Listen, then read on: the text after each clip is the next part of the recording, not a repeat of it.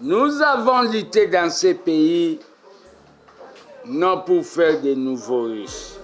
François Béa est déclassé, mais nous sentons les gens commencer à faire des marches, libérer François Béa. Quand on a voulu tuer le chef de l'État, lui il était où? François Béa va remonter ça va tomber que ça marche. François Béa, ndebe tokangi wana obimate. D'abord Boukassa, ozala informaticien. Informaticien de sécurité. Et Mboko. Mboka bo memanga na botaou, les gardiens parlent maintenant. Batuto tient la sécurité nous na boiba. Boukassa memanga de comment signer à tirer comptable. Ah, sécurité président. Eh Fati, pourquoi balinga liwa boye? Kabuya yo il faut longwa. Soko démissionner te osa ridiculiser net massa no Kabunda. La guerre sera dans les populaires, ça terminera là où tout le monde a escroqué les espoirs des combattants. Je suis en train de vous dire ceci. Le pouvoir va mal. L'IDPS n'est pas votre fonds d'enrichissement. Regardez l'état des combattants, regardez l'état des peuples congolais. Vous avez trahi. Rwandais balinga bayi mabeye na biso songa ro mukonzi na récupérante. Je suis le Poutine du Congo.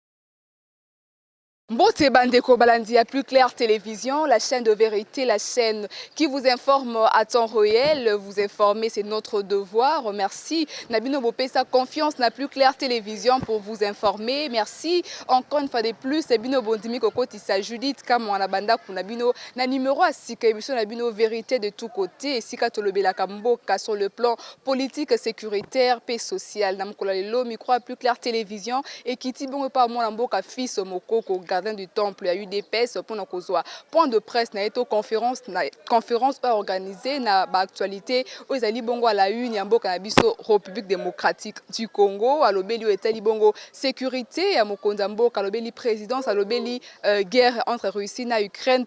Position ya RDC, pe actualité msusu aux Ali Bongo à la une, il y a République démocratique du Congo sans plus tarder na Tiki Bino Bolanda. On se retrouve tout juste après. Vous m'avez soutenu dans ce combat que c'est pas moi qui a vaincu, mais c'est le peuple qui a vaincu. Aujourd'hui, je vous ai appelé pour deux choses. L'international et le national. Tant que gardien du temple de la démocratie, tu sais qu'il y a un Nouveau Testament. Juriste Malema congolais, parce que j'ai un confrère qui est en Afrique du Sud, Juriste Malema Soro Guillaume. Je vais commencer par l'international. Le gouvernement a donné son point de vue, ce n'est pas le point de vue du peuple congolais. Quand le gouvernement a reconnu ça ne va pas avec la guerre de l'Ukraine. Nous avons nos priorités. L'eau, l'électricité, l'éducation et la santé. Mais nous ne pouvons pas accepter une nouvelle dictature mondiale puisse s'instaurer. Les gendarmes du monde, qui étaient les États-Unis, il est contraint. Non, quitte à soyez calme. La guerre sera longue et populaire. Ça terminera là où elle est venue. C'était Mouzé. Poutine est en train de faire, les Américains ont dépiécé ce qu'on appelle URSS. Il est en train de récupérer. Mais par rapport, nous devons sauver les vies des gens. La position du gardien du temple, j'ai dit ça. Ce que moi j'ai dit, ça c'est fait. Le Congo n'est pas concerné par rapport à cette guerre. Au lieu kota makambu ya ba Congo wana, ya ba Russie na ba Ukraine, lukana maramba mai. Le pouvoir ici, vous devez comprendre quelque chose. C'est le pouvoir, c'est un pouvoir. Il y a bateau, bazanga, ba famille, bandekoya. La guerre de l'Ukraine, nous ne pouvons pas déshabiller Saint-Paul pour habiller Saint-Luc.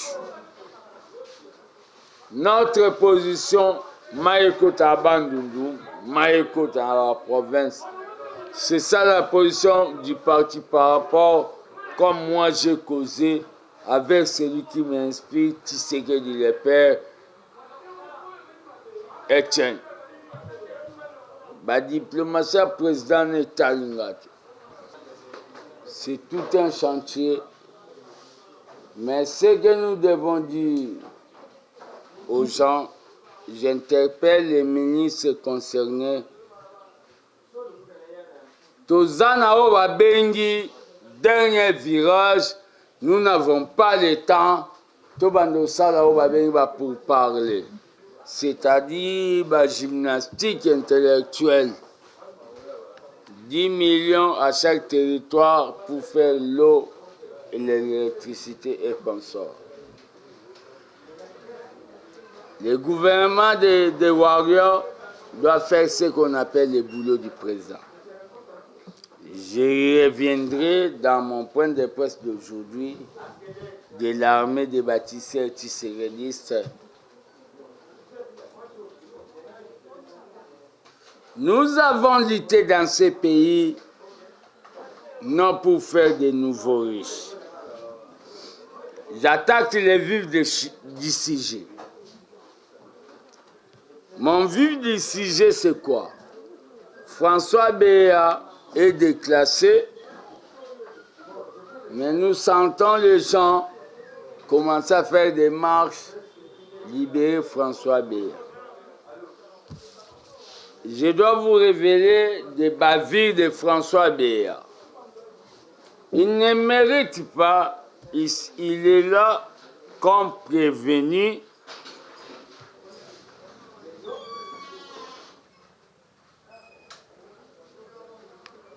« 60 personnes, besoin de 10 000 $ chaque mois.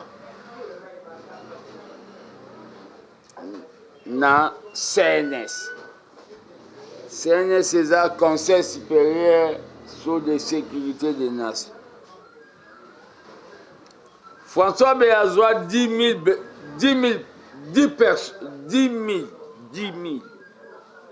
Bamokolo ya Pongo, Bata Kabila. François Béa avait travaillé avec Kabila. François Béa engagea bateau toyebité, bazwa 1,3 million. Le pouvoir ici, il n'y a pas quelqu'un qui est au-dessus, je l'ai dit. François Béa, quand on a voulu tuer le chef de l'État, lui il était où? C'est lui qui était allé caresser Kagame, non? Point d'interrogation. Toi qu'on a appelé si c'est Maître Fantôme, son fils que vous êtes en train de donner de l'argent, hein? Il est arrêté, on arrêtera tout le monde. Même celui qui est allé en Angleterre, Kaboul. Le coup d'État raté. Tant que gardien du temple, les chefs de l'État, vous ne pouvez pas déshabiller Saint-Paul pour habiller Saint-Luc. Bukasa oyo tie na CNS. Ameni ba onklelete, ba nieselete, banani, banana evi. Moi, na 25 ans, et sécurité d'État. D'abord, Bukasa, ozala informaticien. Informaticien et sécurité. Et Mbokole. Mboka bo me mangana botaou. Les gardiens parlent maintenant. Ba tout tient la sécurité nous na boiba.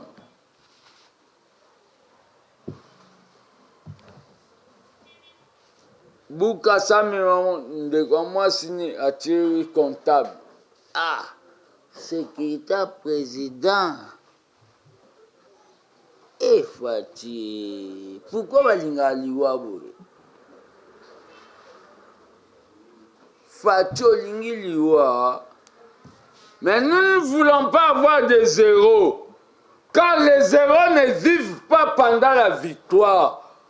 Fati, tu dois être là le jour que moi je serai le président. Olobake na parti nabiso Artenance et Salamati.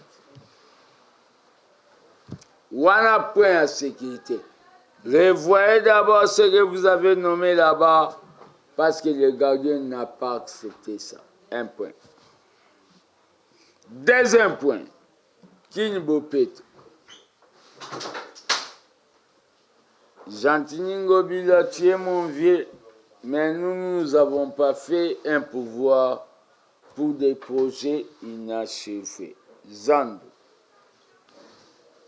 Et comment projet, tu vas tout n'anga pe na tout nos questions. Boluka boye bisana peuple, mamba Zandongo ezalaki nini. On a eu à calmer aux gens la température. Gentilini Ngobila, tu es mon vieux, je répète encore. Vérité zabokabonité. Zandou. Prise de définition, président va mon marché modernisé. Et comme il projet. Il était habitué mal à l'aise par rapport à la population. Troisième point. Kabouya avec l'exilé politique Kabound. Yangana Bango et Silat.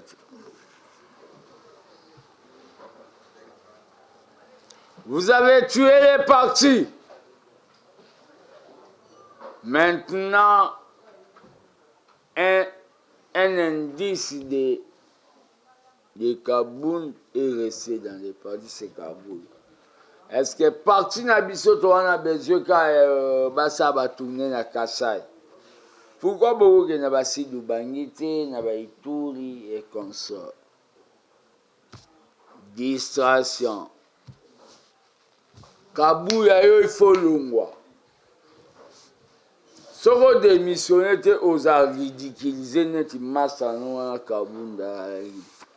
La guerre sera dans les populations, ça terminera là où tout le monde a escroqué les espoirs des combattants. Deuxième. Marambo état de siège.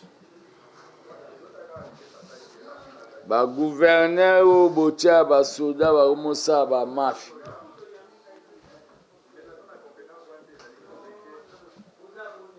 Il faut revisiter l'état de siège. Président de la République, Mouto t'a conseillé nos before. So biselele. Longola Pembena, Bassana François Béa pendant 13 ans. Na deuxième. Le loup entre se mange. Fati Soro yo kangate mukonsuto yemba nzembo. Toyembi nzembo. Toi, les gardiens du temple est en train de dire maintenant ce qu'il y a. Les peuples congolais, soyez vigilants. La révolution que nous avons prise,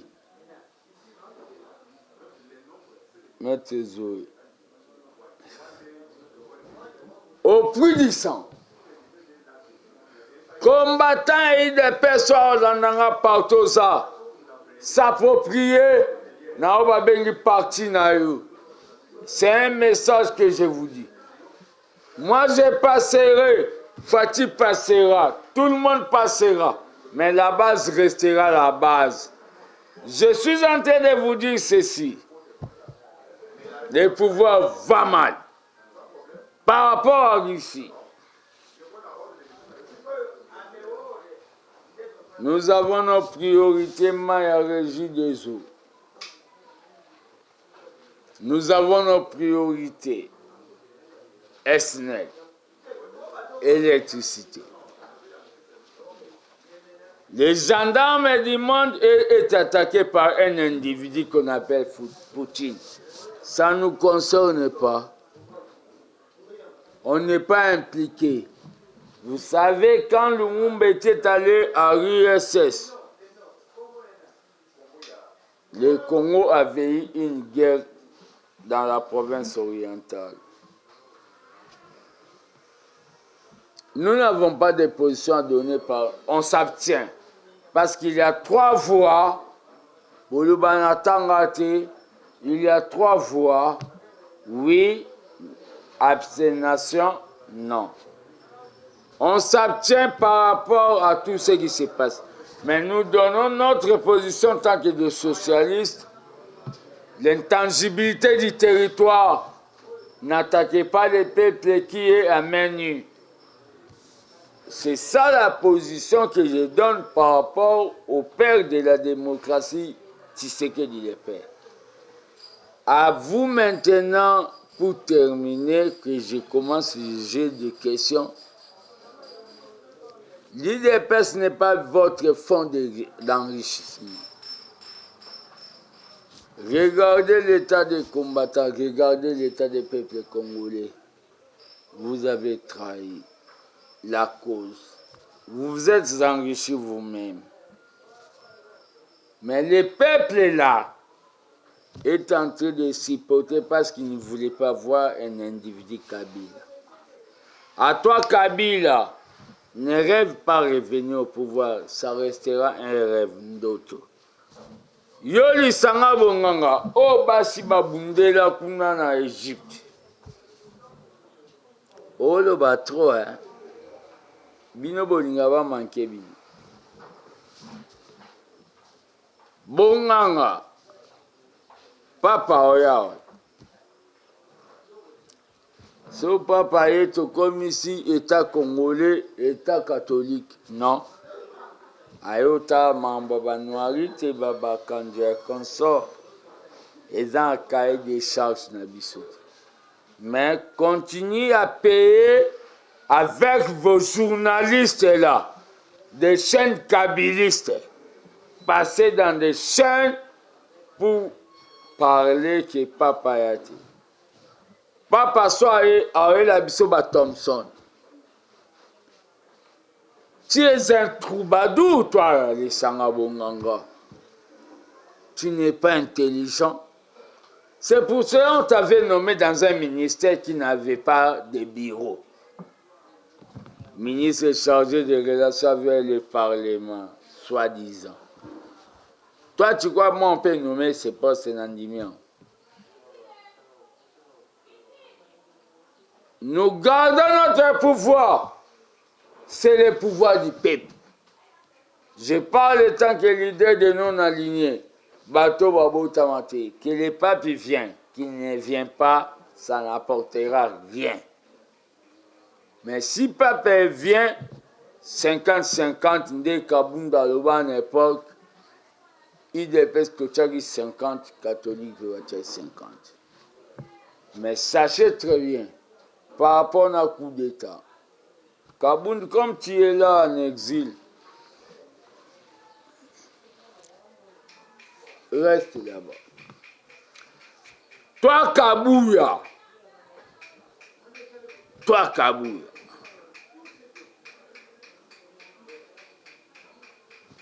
Je dis je vous remercie. Sauf Fatia le Yende Nzambe.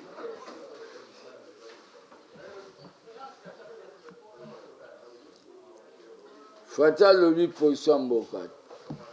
Azan Nzambe tiens.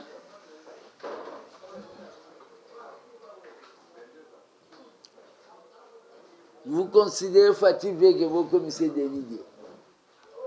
Fatih n'est pas dit, moi j'ai ma position. Qu'est-ce que les Américains ont amené ici? Perestroïka de tromperie, au Bakanga papa Fatih. Moi je suis nationaliste. Les problèmes de la Russie et l'Ukraine là, on a besoin, il y a Badi, hein, Biloko et Longwa. Bah, c'est pas gentil. C'est déjà une réponse. Les téléspectateurs vont suivre. La position de Fatih n'est pas la position du peuple congolais. Fatih est le chef de l'État, mais il n'est pas le souverain.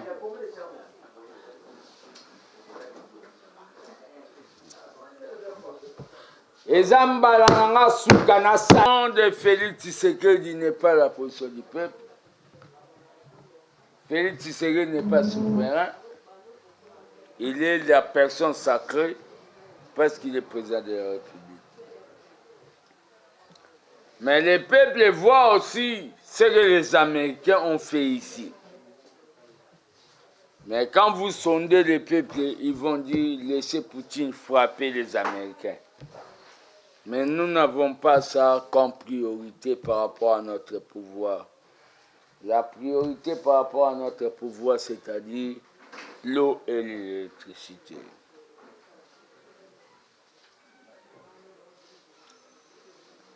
Mais tu ne dois pas, toi Poutine aussi, tu es combattant comme moi, non? Mais tu ne dois pas aussi tuer les peuples de Dieu, parce que la vie est sacrée. Laissez les peuples de l'Ukraine. Ne fais pas ce qu'on appelle des massacres des peuples ukrainiens. À tout Congolais qui m'écoute à travers le monde, tant que gardien du temple, je vous donne un message. Vous avez eu à constater au Babengaka comportement xénophobe vis-à-vis Nabino et Papa Ukrainiens. Les Ukrainiens n'aiment pas les Noirs. Ce sont des xénophobes, des racistes. Mais tu sais que le Père nous a donné une leçon d'être non violent. Toujours ça m'a bien ma bête. Par rapport à l'intangibilité des territoires qui avait détruit l'URSS, si Poutine récupère les territoires que les Américains avaient détruits, il y a ce problème. Bino ba conseiller Fatibo pesa ba conseil bien. Ce que Poutine fait, c'est-à-dire il est en train de Rwandais balinga bayi mabeye na biso songa wo mukonzi na récupérant. Je suis le Poutine du Congo. Poutine n'a pas tort. Mais ce n'est pas notre débat national. Dans le cadre Toya Tobandolu, Poutine, na moment batu badame na mpiodité, ministre de l'économie à Kosa Bango, qui va mpiodité ou ta Namibie, comme ça. Yo Kabuya yo! Yo atana mati na risi na zongi la kayo. Po yundo tikalia. Ok te.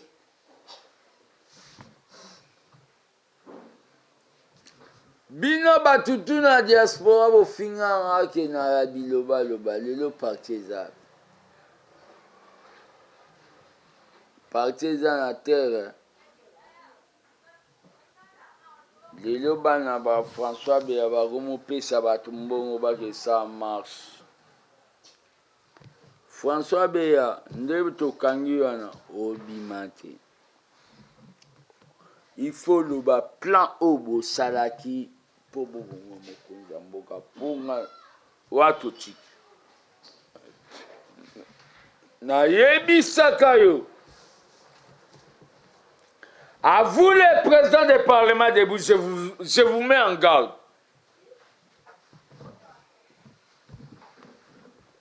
Sur du $100, il y a député, tout il y a ministre, il y a le.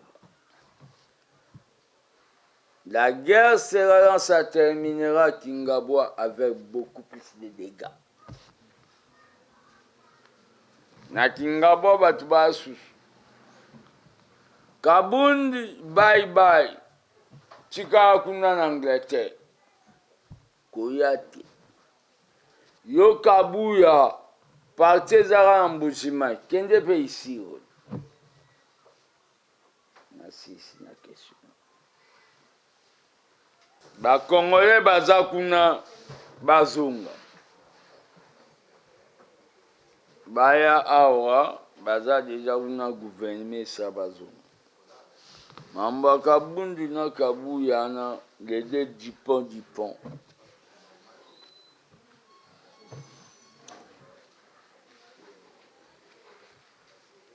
Les deux cas Dupont. Bangouni bani. Bangouna otika bantin. Ba PC confiance.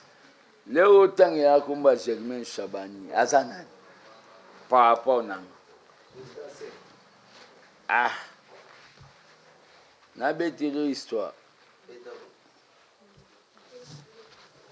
Au Peter Kaza d'Azana. Ngana gardien. Bah, on va venir à point de presse pas on va tout baquer. Ouais, bah, tu as autant qu'il a Germain Chaban, n'a pas Peter Kaza dit. Le gardien, on le voit autant qu'il a ta combat Baliaou. Bafaulu Bambemba wana baba tuti Germain Chabani so andimi Kabuya yana cadre na wan pour se retrouver ba diriger parti de manière transitionnelle.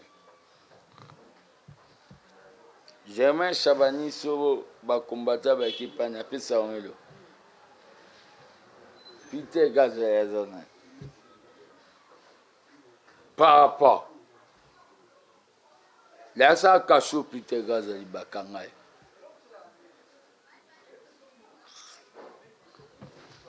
ngana pesa orientation ngande na pesa l'air ngana zoloba batu basala mandat spécial à Kabunde ya ba Peter Gaza dite bango batanga luvani biso tanga Bakoko sa président signé.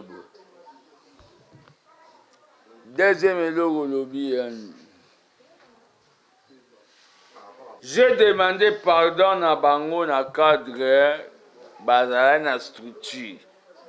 Quand la base a renversé, pardon à la base, je ne peux pas demander pardon aux gens qui ont tué les partis.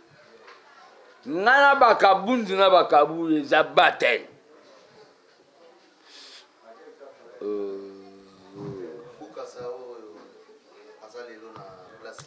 Naebi eti. As informaticien. Binoma nomade. Ebo bukasa yoso monang epana. Fachazo nommé batu misusu ok biso na parti tozala na ba charger renseignement. Pourquoi toi Félix tu veux changer les fondamentaux de l'IDPS, les structures, tu commences à nous emporter des bifors et consorts. Bifort ama sa partie na biso. Biloro na lo baso boye bokuta ndene na mozole.